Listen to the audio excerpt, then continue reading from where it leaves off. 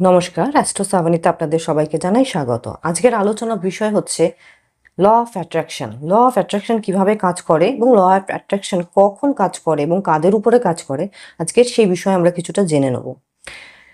আর এই ল of attraction কিন্তু নতুন কোনো জিনিস নয়, নতুন কোনো আবিষ্কার নয়। এটা কিন্তু একদম প্রাচীন, একদম আদিকাল থেকে কিন্তু এই জিনিসটা চলে আসছে। এটা কিন্তু নতুন কোনো বিষয় বা নতুন কোনো আবিষ্কার নয়।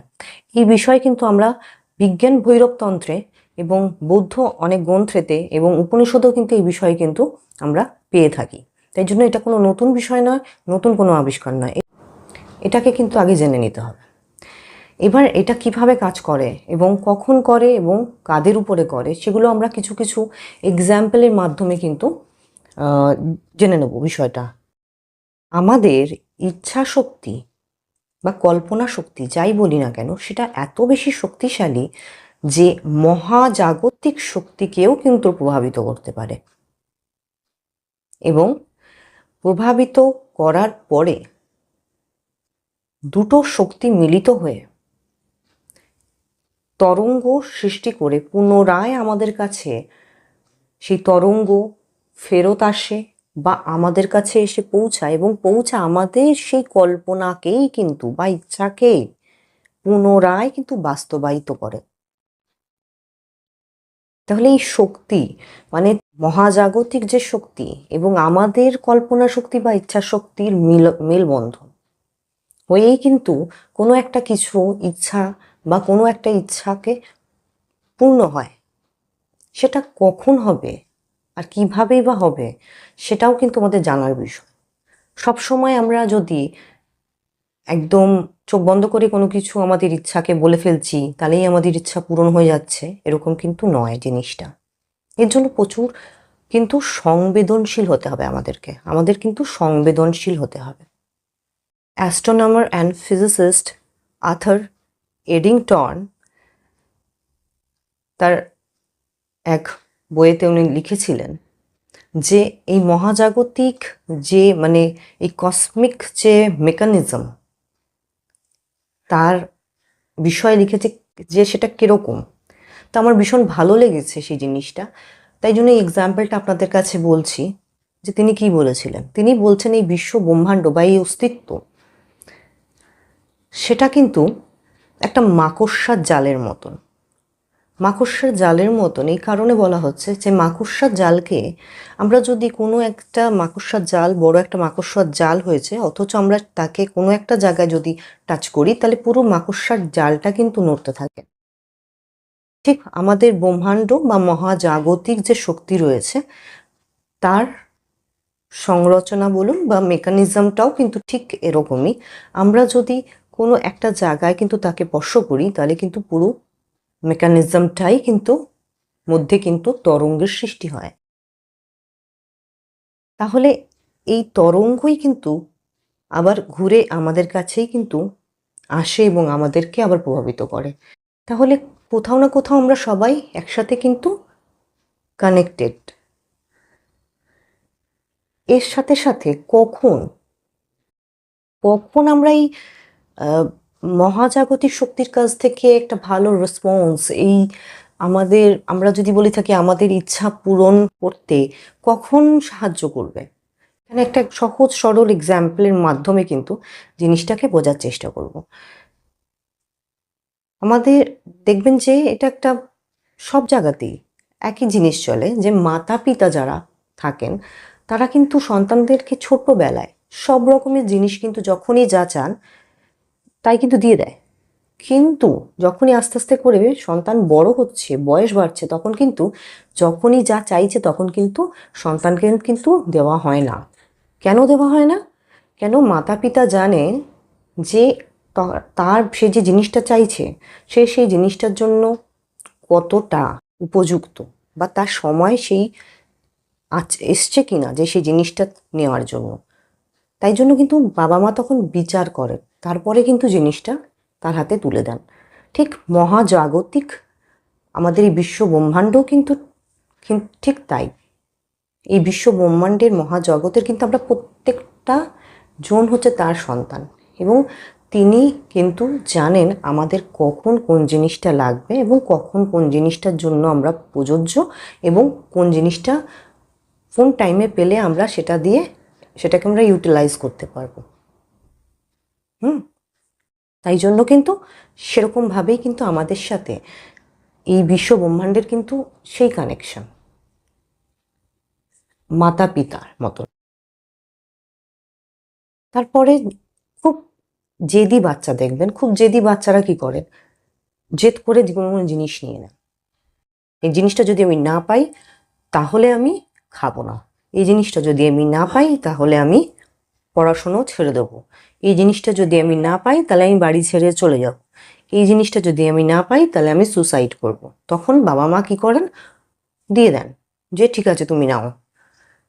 তারপরে কিন্তু তার রেজাল্টটা কি, একটা উদাহরণের মাধ্যমে দেখবো এখানে। তার রেজাল্টটা ঠিক এরকমই হয়, যখন এখন বর্তমানে রয়েছে অনেক ছেলেরা বাইক, মানে বয়স হয়নি অথচ বাইক চাইছে, বাইকগুলো তাদেরকে দিতে হচ্ছে, এবং বাইকটা দেওয়ার পরে মা বাবা চাইছেন না বাইক দিতে, কিন্তু দিতে হচ্ছে। দেওয়ার পরে দেখা যাচ্ছে 2-3 দিন 4 দিন পরেই সে একটা অ্যাক্সিডেন্ট করে বসে রইল, হাত পা ভেঙে হসপিটালে ভর্তি। তাহলে মা বাবা জাজমেন্ট করেছিল যে এই সময় তাকে দেব না, অথচ সে জোর করে কিন্তু সেই জিনিসটা নিয়েছে, নেওয়ার ফলে তার যে পরিণাম সেটা ঘটেছে। তাহলে এরকম ধরনের জিনিস কিন্তু সব সময় আমাদের সঙ্গে ঘটছে, কিন্তু আমরা সব সময় এই জিনিসগুলোকে ইগনোর করছি। ঠিক সেরকমই আমরা যদি কিছু জিনিস সবসময় চাইতে থাকি যে আমাকে আমাকে এই জিনিসটা চাই, আমার এই জিনিসটা চাই, কিন্তু আমি তার জন্য উপযুক্ত সময় আমার নয় এখন, বা আমি উপযুক্ত এখনো হয়ে উঠিনি, অথচ আমি ইউনিভার্সের কাছে চাইছি, হ্যাঁ, যে আমাকে এই জিনিসটা দেওয়া হোক। এরকম আছে, এটার জন্য একটা এক্সাম্পল আমরা নিতে পারি।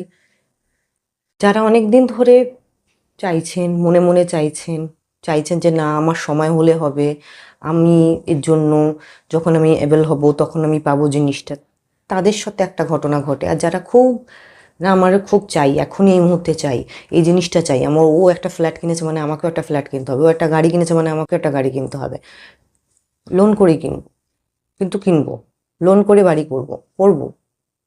তারপরে দেখা যাচ্ছে যে লোন শোধ করতে পারা গেল না, ব্যাংক বাড়ি নিয়ে নিল, ফিনান্সার এসে গাড়ি নিয়ে নিল, হয়ে গেল। আমরা এগুলো খুব ভীষণ সহজভাবে মনে করি, না এগুলো সহজ নয়, এইগুলো আমরা যা চাইবো তাই পাবো, কিন্তু আমরা কি চাইছি এবং কখন চাইছি সেই জিনিসটা কিন্তু সব থেকে বড় ব্যাপার। তারপরে আসছে ইন্টেনশন।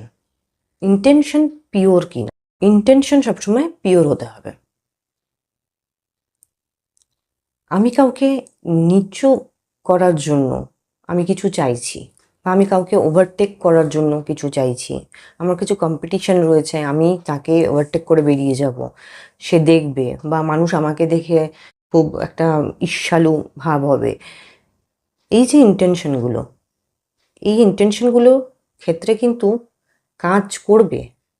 আমরা ইউনিভার্সকে জোর করে বলতে পারি, সে দেবেও, কিন্তু তার পরিণাম কি হবে সেটাও আমরা একটা উদাহরণের মাধ্যমে, একটা এক্সাম্পলের মাধ্যমে দেখব।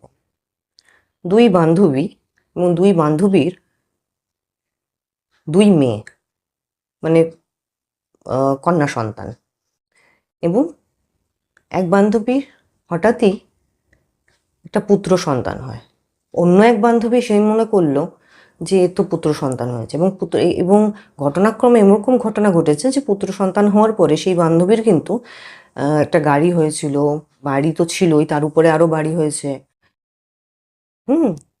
আরো অনেক জিনিস কিছু হয়েছে হয়তো। এবার অন্য এক বান্ধবীর মনে কি হলো যে এর তো পুত্র সন্তান হওয়ার ফলে এরকম ধরনের জিনিসগুলো হয়েছে, আমারও যদি একটা পুত্র সন্তান হয় তাহলে হয়তো আমারও কিন্তু এরকম ধরনের অনেক কিছু আমি পাবো। সেও কিন্তু সন্তান জন্ম দিলেন। আর এই ঘটনাটা সম্পূর্ণ একটা লকডাউনের যখন চলছিল তখন এই ঘটনা, এবং জন্ম দিলেন সন্তান, ভালো কথা, এবং তার কি হলো, তার কিন্তু পুত্র সন্তান না হয়ে আবার কিন্তু পুনরায় কিন্তু কন্যা সন্তান হলো। তাও ভালো, কন্যা সন্তান হয়েছে। কিন্তু কন্যা সন্তান হওয়ার ফলে কি হয়েছে? দেখা যাচ্ছে সেই কন্যা সন্তানটি মেন্টালি এবং ফিজিক্যালি চ্যালেঞ্জড। তাহলে আমি পেলাম, আমি চেয়েছিলাম তাই আমি পেলাম, কিন্তু আমার পাওয়াতে কি হলো? তাই জন্য প্রত্যেকটা জিনিস জানতে হবে যে কোনো জিনিস আমরা চাইছি যখন, কখন চাইছি, কেন চাইছি, এবং সেই জিনিস পাওয়ার পরে আমরা সুখী হব না দুঃখী হব, সেই জিনিসটাও কিন্তু ম্যাটার করে। যে সেই জিনিসটা তো পেয়ে তো গেলাম, কিন্তু তার পরিপ্রেক্ষিতে কি হলাম, সুখী হলাম না দুঃখী হলাম।